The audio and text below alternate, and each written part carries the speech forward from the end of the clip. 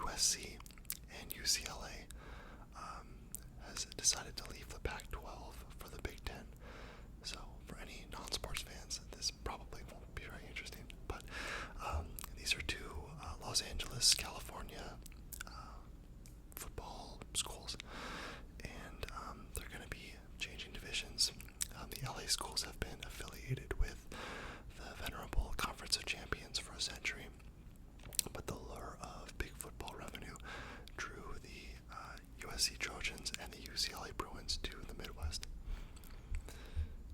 So UCLA and the University of Southern California, two of the best known powers of college sports, will leave their century-old affiliation with the Pac-12 conference in a seismic shift to the Big Ten, the schools announced Thursday. The stunning announcement means that by the fall of 2024, the Big Ten, headquartered in Rosemont, Illinois, will have member schools as far west as Los Angeles and as far east as Piscataway, New Jersey, and College Park, Maryland. USC and UCLA confirmed the move in separate statements Thursday, acknowledging their long histories in the Pac-12 as well as the opportunities the Big Ten presents student athletes.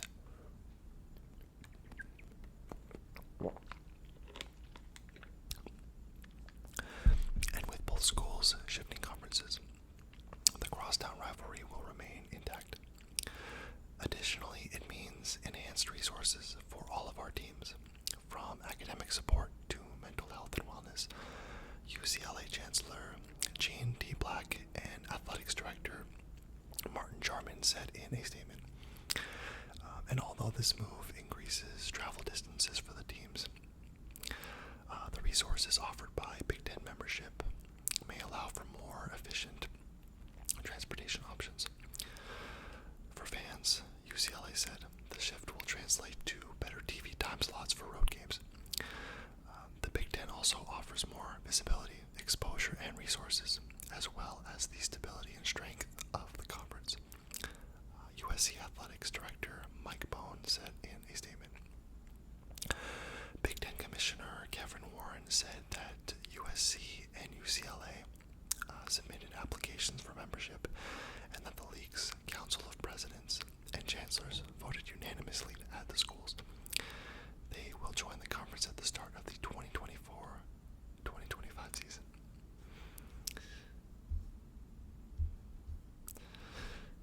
So that's our big sports headline for today.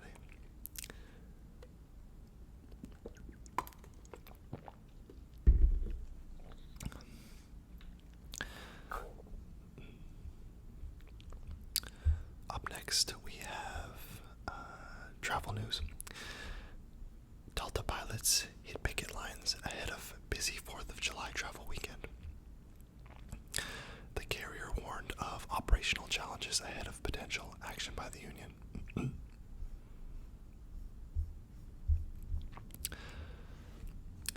Delta Airlines pilots picketed at airports across America on Thursday, voicing their concerns over stalled contract talks as travelers gear up for the busy 4th of July weekend. It sounds like a Delta plane might be flying by right now. Sorry about the noise, guys. Despite the informational pickets, a spokesman for the Airline Pilots Association International said there would be no walkout this weekend. Pilot and local union leader Jason Ambrosi said he expected 400 members on lines at Delta's hub at Hartsfield-Jackson Atlanta International Airport, among 1,200 system-wide. Terms of the 2016 agreement have been open for renegotiation since 2019, according to the union. And Ambrosi said pilots are frustrated over foot-dragging on our contract. These pilots stood up and were frontline leaders during the pandemic, flying record amounts of overtime to get our customers safely to their destinations. Ambrosi said outside a Hartsfield-Jackson terminal, they have earned an industry-leading contract. They have earned an industry-leading contract. It says earned twice, I don't know why.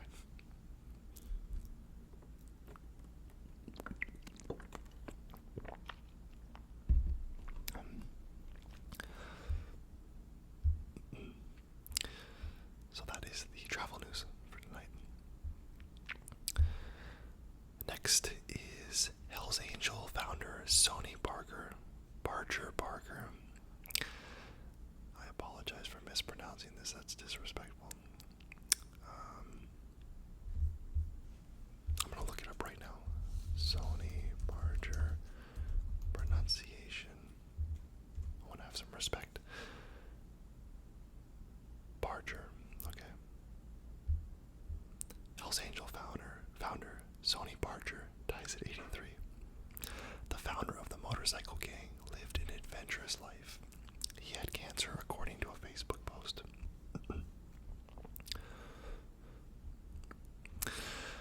The founder of Hell's Angels, Sonny Barger, has died at 83, according to a social media statement and his former attorney. He had cancer. A statement on Barger's Facebook page notes his death. His former attorney, Fritz Clapp, said in a phone call Thursday that Barger had liver cancer and that he died peacefully at his home Wednesday night. The statement on his Facebook page said he lived a long and adventurous life and is survived by his wife, Sorana.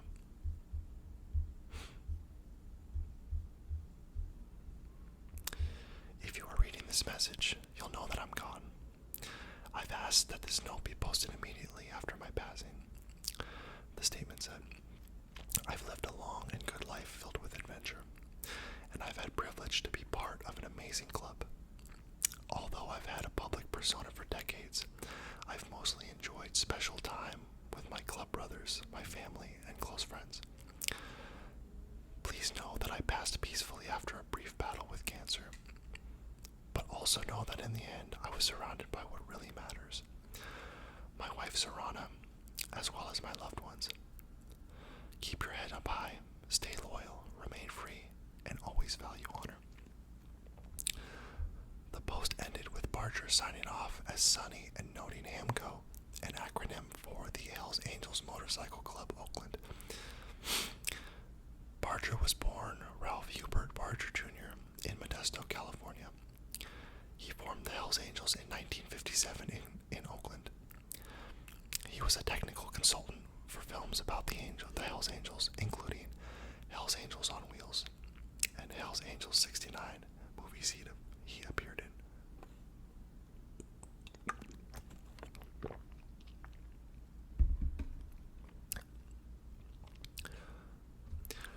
Barger's book, Hells Angel, The Life and Times of Sonny Barger and the Hells Angels Motorcycle Club, details his life and experiences with the notorious club in it. He sheds light on the history and evolution of the Hells Angels and includes stories about their run-ins with the law. Barger also wrote Credos from the Road and co-wrote Riding High, Living Free, Hell-Raising Motorcycle Stories. Barger, the leather-clad face of the Hells Angels, was present during one of the group's most infamous moments, the 1969 Rolling Stones concert at Altamont Speedway, for which Hells Angels bikers were hired as security and fatally stabbed a concertgoer who pulled a gun on one of their members. Of the Altamont killing, Barger argued that the Hells Angels acted in self-defense. The club member charged with the incident was acquitted. The stabbing was captured by a camera crew filming the documentary, Gimme Shelter.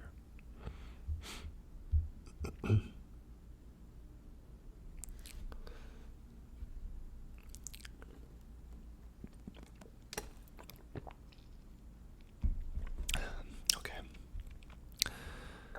Next, we have... This is an interesting one. I want to actually see what this one's all about. RadioShack would like to clarify that its Twitter account wasn't hacked. It just sells crypto now. A series of tweets filled with vulgarities and expletives from the RadioShack account caused widespread confusion on social media. Electronics retailer RadioShack said it was not hacked on Twitter, after a series of tweets filled with vulgarities and expletives caused widespread confusion. In fact, the person behind RadioShack's official account tweeted Wednesday that they knew the tweets would go viral because they were fire AF. Wow. No, we didn't get hacked, and no, I'm not fired, the tweet read. The company is now a crypto platform called RadioShack Crypto. I did not know that. Wow, that's very interesting. Which prompted many on Twitter to speculate that the posts were a way to get publicity. The brand's name was trending on Twitter on Wednesday afternoon and into Thursday. Taking the second half of an edible after feeling nothing from the first half is always a bad idea. This chocolate bar got me out here fighting for my life, one of the tweets read. RadioShack did not immediately respond for a request to comment Thursday.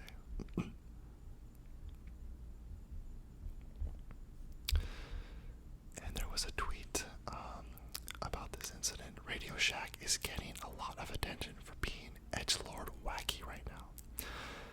This is an ad campaign to court public favor for their crypto scheme. You can see the person running the account here hiring people to work on the RadioShack project. Please do not fall for this grift. That's hilarious. So I'm gonna have to do a little more research. I do enjoy dabbling in some crypto myself. If you guys would like to see a video where I talk about crypto or stocks or things like that, let me know. I'm not a financial expert, I will say that now. But I do enjoy that stuff and hope to get rich soon. Let's see, there's some other ones that I don't feel like are super appropriate. Let's see what else we got here.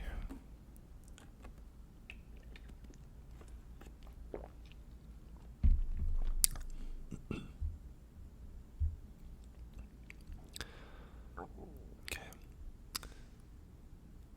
Bison gores Yellowstone visitor in second encounter in days. In Wednesday's incident, which is not life-threatening, a woman and her daughter inadvertently approached bison and one charged at her. For the second time in days, a bison gored a visitor at Yellowstone National Park, park officials said. The 71-year-old woman from Westchester, Pennsylvania, suffered injuries that were not life-threatening in the encounter Wednesday, the park said in a statement. She and her daughter were returning to their vehicle at a trailhead when they inadvertently approached bison, and a bull bison charged her, the official said. It was the third time a bison has attacked a visitor at Yellowstone this year and second time this week. On May 30th, an Ohio woman was thrown 10 feet after officials say she approached a bison that was near a boardwalk. On Monday, a Colorado man was gored by a bull bison, also near a boardwalk.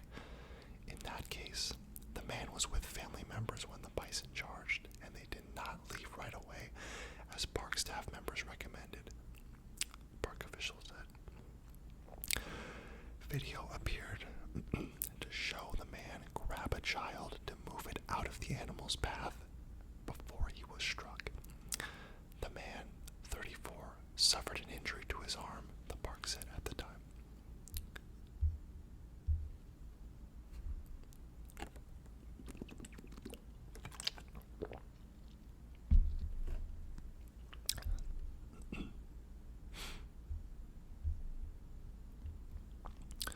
Let's see what else we got. I don't want to get too political here. Let's avoid that. This is all pretty political stuff.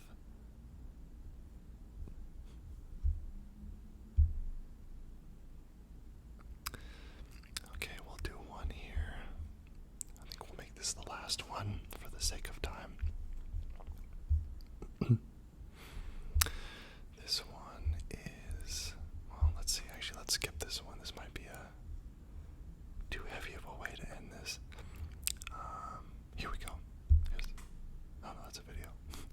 anyways, trying to find a good, like, wholehearted story to end this one on. By the way, let me know if any of these stories, if you find them interesting, if you want to know more about certain types of stories. I could definitely make this a series if you guys want to do like a news, a news Thursday or news Friday type thing. Let me know if that's something you'd be interested in. Please leave a comment, and please, like and subscribe if you like these videos. I love seeing my subscriber count go up, and the likes and the comments just they warm my heart. So I appreciate you guys watching. To me, that's what it's all about: being able to bring you guys peace, relaxation, and happiness.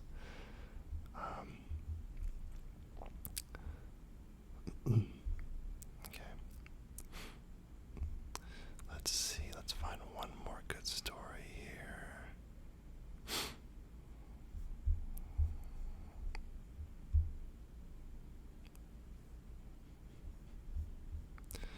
Okay, so back to the crypto conversation. This is a story. New York State denies air permit to Bitcoin mining plant on Seneca Lake.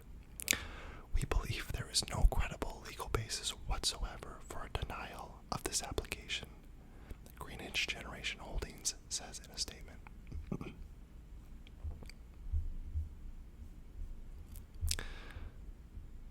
A controversial Bitcoin mining operation on the largest of central New York's Finger Lakes does not meet the requirements of state climate laws, New York's Department of Environmental Conservation ruled Thursday, denying an air permit request the entity's owner, Greenwich Generation LLC, made in March 2021. Renewing the air permit for the Greenwich facility on Seneca Lake would be inconsistent with or would interfere with the attainment of statewide greenhouse gas emission limits, the Department of Environmental Conservation, or DEC, said in its ruling. It added that the company, which burns natural gas at its plant, has failed to demonstrate that the continued operation of this facility is justified, notwithstanding this inconsistency, as it has not provided any electrical system reliability or other ongoing need for this facility. Greenhouse gas emissions from the plant have increased dramatically since a previous permit was issued to Greenwich in 2016 and after the 2019 enactment of New York's Climate Leadership and Community Protection Act, DEC said.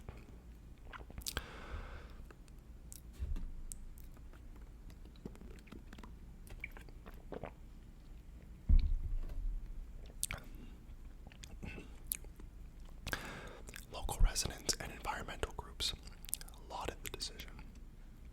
Greenwich said it would continue to operate the plant under its current permit while it challenged the DEC ruling. We believe there is no credible legal basis whatsoever for a denial of this application because there is no actual threat to the state's climate leadership and community protection, the Climate Leadership and Community Protection Act from our renewed permit, the company said in a statement on its website. This is a standard air permit renewal governing emissions levels for a facility operating in full compliance with its existing permits today.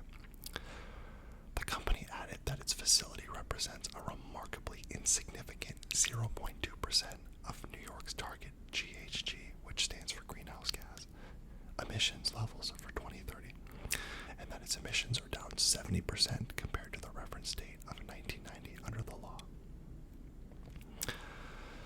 So, I hope you guys enjoyed these news stories. I hope that you feel a little bit more in tune with the world. But let me know if any of these stories interested you, if you want to know more about any specific type of area of news, or if you didn't like the video, let me know. I want to hear what you guys have to say. And I really want to thank my subscribers. I'm obviously just starting out, but every time I see a new subscriber or a new view or a new like or a new comment, it really makes me so happy. I really hope I'm bringing you guys enjoyment. And like I said earlier, please support the channel by liking and subscribing. That's all I ask. And I hope you guys have an amazing night. Hope to speak with you soon.